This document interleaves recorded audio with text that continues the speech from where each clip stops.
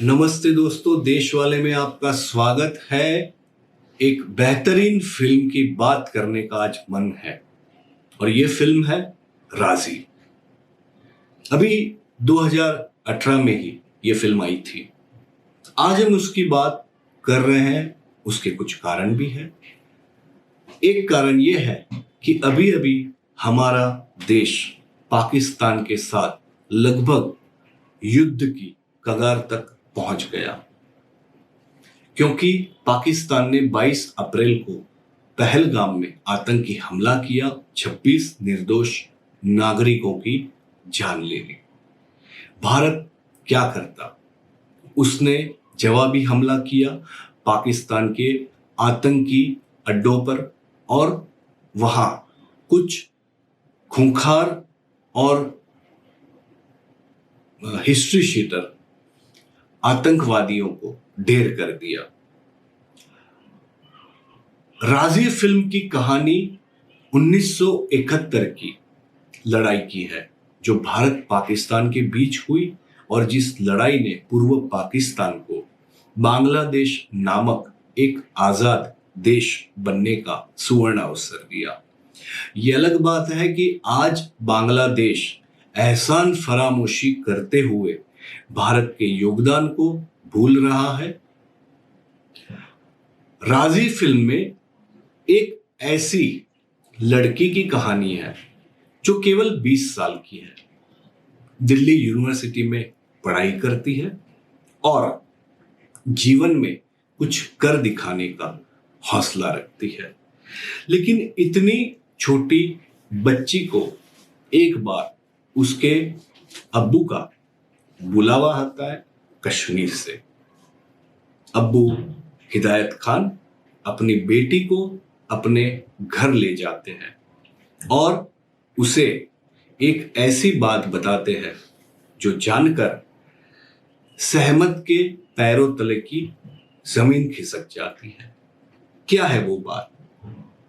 हिदायत खान कहते हैं कि बेटी, मैं लंग कैंसर का शिकार हो गया हूं और अब मुझे नहीं लगता कि मैं भारतीय इंटेलिजेंस एजेंट के नाते वतन की लंबी सेवा कर पाऊंगा।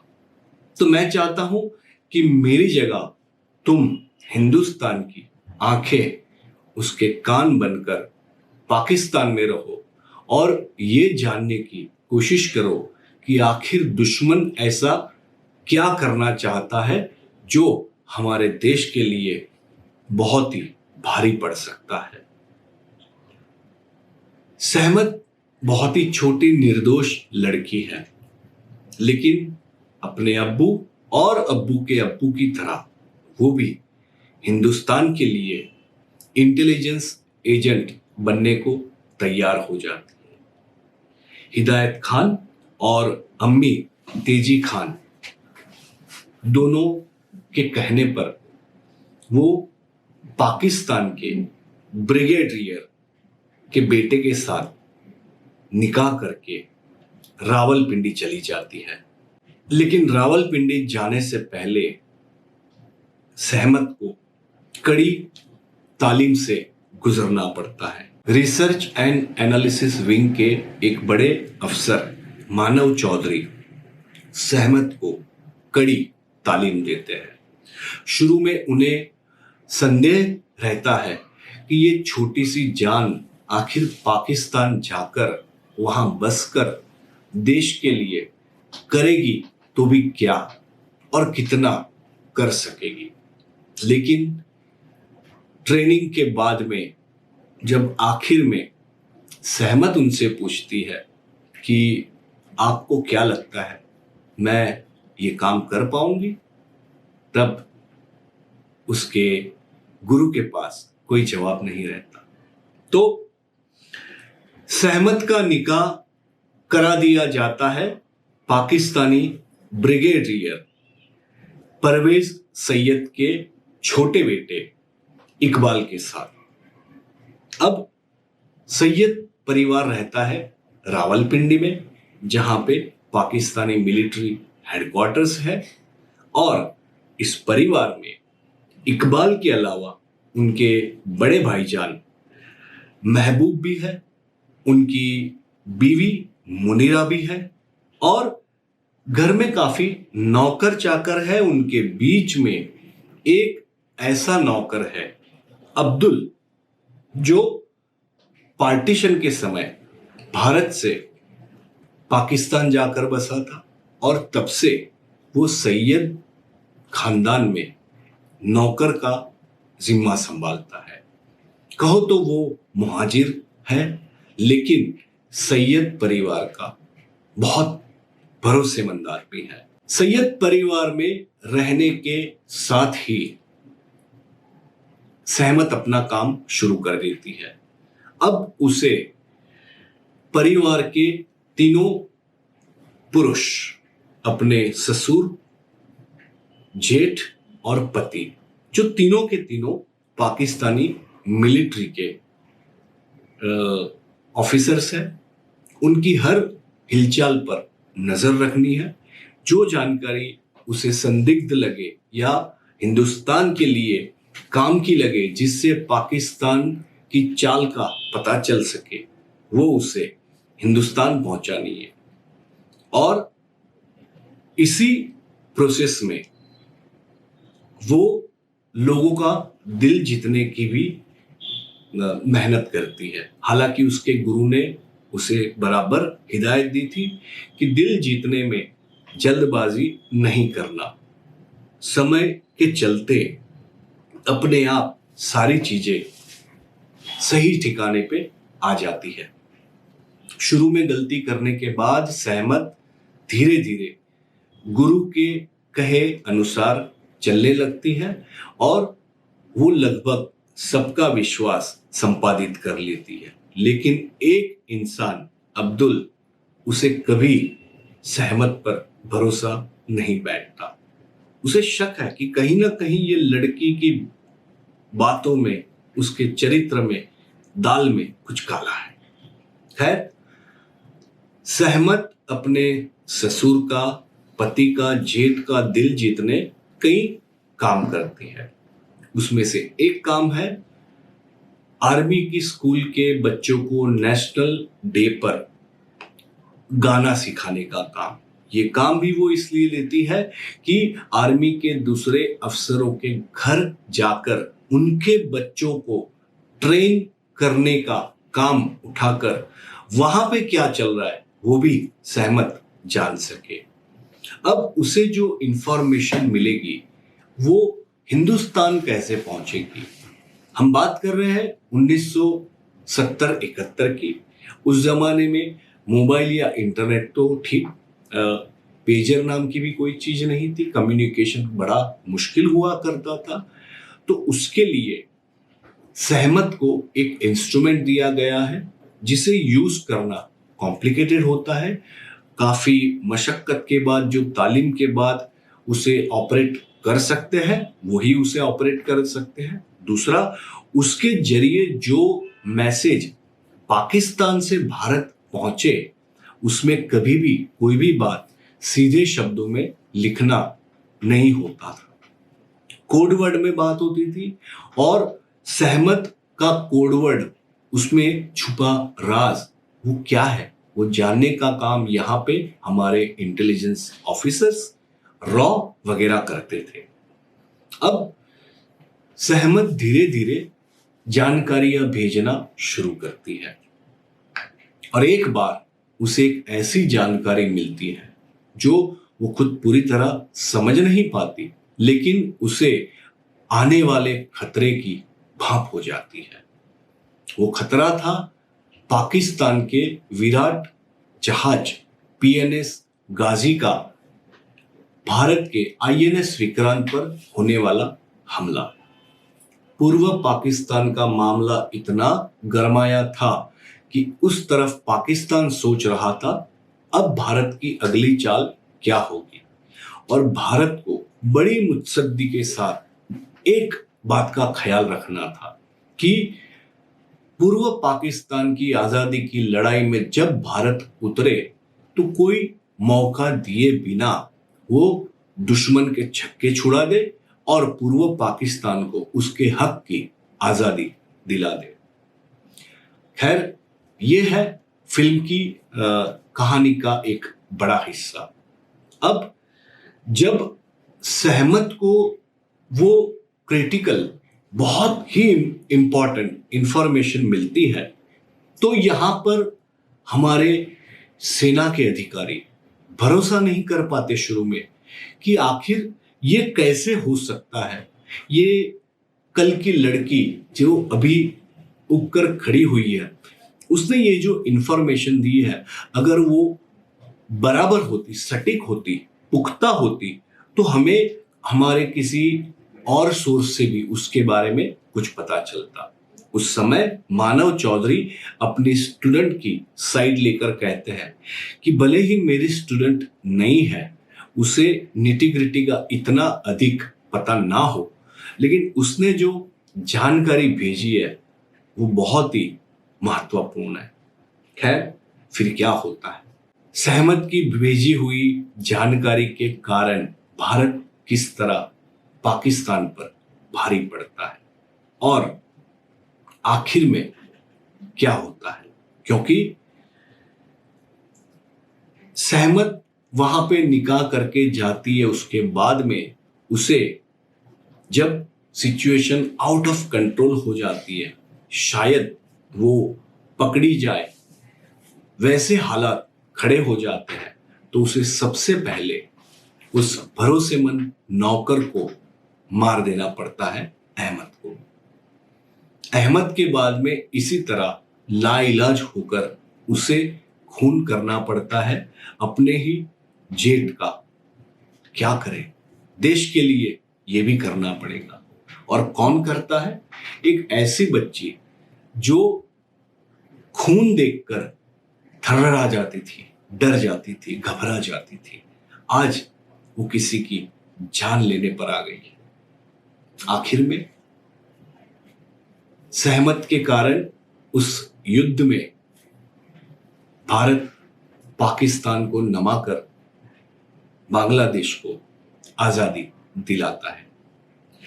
मैं कहानी की बारीकियों में जाने को बहुत उत्सुक हो रहा हूं, क्योंकि ये मेरी एक बहुत ही पसंदीदा फिल्म है। मेरे सामने इस समय राजी के कई दृश्य फिर रहे हैं, लेकिन मैं चाहूंगा आप इस फिल्म को खुद देखें और एंजॉय करें।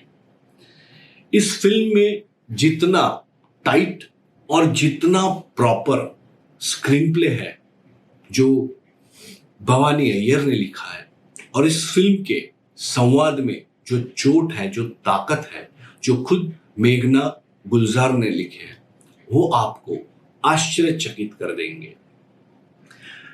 इस फिल्म की खासियतों में कई चीजें गिनाई जा सकती है, जैसे इसका बेहतरीन मेकिंग। जंगली पिक्चर्स और धर्मा प्रोडक्शंस की बनाई हुई इस फिल्म के निर्माता विनीत जैन, करण जौहर, हीरू यश जौहर और अपूर्व मेहता थे। इस फिल्म में आलिया भट्ट के साथ विकी कौशल, जो इकबाल का किरदार निभाते हैं, प्रमुख भूमिका में है। इस फिल्म के मेकिंग के पहले की भी कुछ बातें रोचक है। 2008 में जब सिक्का की ये नॉवेल पहली बार रिलीज हुई, तब उन्होंने उस पर से फिल्म बनाने को मेघना के पिता गुलजार साहब का संपर्क किया था। खैर, गुलजार साहब ने तो फिल्म नहीं बनाई। फिर इस बुक पे से फिल्म बनाने के अधिकार पाने के लिए जंगली पिक्चर्स की प्रीति साहनी, उन्होंने 2014 के आसपास प्रयास शुरू किए। उन्हें जब अधिकार मिल गए तो वो पहुंची मेघना के पास, कहा कि आप ये फिल्म निर्देशित करें। शुरू में हाँ कहने के बाद में मेघना ने फिल्म डायरेक्ट करने से नकार कर दिया। लेकिन कुछ समय के बाद में कोई और एक व्यक्ति मेघना के पास इसी बुक कॉलिंग सहमत पर से फिल्म बनाने का प्रस्ताव लेकर पहुंच जाता है। अब एक के एक विषय पर जब फिल्म निर्देशित करने की ऑफर दूसरी बार मिली तो मेघना ने सोचा ये कहीं ना कहीं मेरे कर्मों के साथ जुड़ी हुई बात है, मुझे ये फिल्म करनी चाहिए। और इस तरह मेघना ऑन बोर्ड हुई राजी की डायरेक्टर के नाते। इस फिल्म की अवधि करीब 140 मिनट है। इसकी शूटिंग मुंबई में, मुंबई की फिल्म सिटी में, दिल्ली में, पंजाब में और कश्मीर में 2 जगह पर, पहलगाम जहां पे आतंकी हमला हुआ और बडगाम के करीब दूध पथरी में हुआ। ये फिल्म जब बन रही थी तब शायद उसके मेकर्स को भी पता नहीं होगा कि वो आखिर में कितनी खूबसूरत बात पर्दे पर ला रहे हैं, क्योंकि अगर आप फिल्म देखोगे तो उसमें ऐब निकालना आपको बहुत ही मुश्किल लगेगा। अगर बात कहानी की है तो बड़ी दमदार है, पटकथा की है, संवाद की है, गीत संगीत की है, अभिनय की है, या टेक्निकली बात करें तो सिनेमेटोग्राफी, एडिटिंग जैसे पहलुओं की है। हर पहलू में, हर एंगल से राजी एक कमाल की फिल्म है। इस फिल्म में आलिया भट्ट सहमत के किरदार में नजर आती हैं। उसके हस्बैंड के किरदार इकबाल में नजर आते हैं विकी कौशल। विकी कौशल के पिता ब्रिगेडियर सैयद, जो आगे चल के पाकिस्तानी आर्मी के मेजर जनरल के नाते प्रमोट होते हैं, उस किरदार में शिशिर शर्मा बहुत ही बेहतरीन है। उनके बड़े बेटे यानी महबूब के किरदार में अश्वथ भट्ट है और उनकी पत्नी मुनीरा, वो किरदार निभाया है अमृता खानविलकर ने। अब्दुल, जो हमेशा सहमत पर शक करता है, उस नौकर का किरदार निभाया है आरिफ जकारिया ने। और सहमत के माँ बाप के किरदार में जो छोटे हैं लेकिन फिल्म के लिए बहुत ही महत्वपूर्ण, उसमें रजित कपूर और आलिया भट्ट की सच्ची मां सोनी राजदान ये दिखाई देते हैं। इसके अलावा फिल्म में मेहमान कलाकार के रूप में कंवलजीत सिंह है, जो लेफ्टिनेंट जनरल निखिल बख्शी के किरदार में है। राजी का संगीत शंकर एहसान लॉय का है और गाने गुलजार साहब ने लिखे हैं। राजी के तमाम गाने ऐसे हैं कि आप उन्हें फॉरवर्ड कर ही नहीं सकते। जहां से फिल्म शुरू होती है और एक के बाद एक गाने आते जाते हैं, आपको वो पूरी तरह अपना कर लेते हैं। और फिल्म में एक गाना जो पाकिस्तानी आर्मी स्कूल के बच्चों के एनुअल डे पर आता है, ऐ वतन वतन मेरे आजाद रहे तू, मैं जहां रहूं जहां में याद रहे तू। ये गाना आपके दिल को बहुत ही ज्यादा छू लेगा। और इस गाने का जो अंत है, इसका जो क्लाइमेक्स आता है, उसमें पाकिस्तान का राष्ट्रगीत लब पे आती है दुआ इतनी खूबसूरती के साथ जोड़ा गया है कि लाजवाब। इस फिल्म के रिलीज के साथ ही विवेचकों ने उसे सर पे बिठा दिया था। बहुत कम बार ऐसा होता है दोस्तों कि कोई फिल्म बड़े पर्दे पर आती है, पूरे देश के विदेश के विवेचक उसे देखते हैं और उस रेटिंग में ज्यादा करके क्रिटिक्स फिल्म की फेवर में बात करें। राजी ऐसी एक एक्सेप्शनल फिल्म है। अधिकतर विवेचकों ने इस फिल्म को 3.5 या उससे ज्यादा 4, 4.5 स्टार्स भी दिए।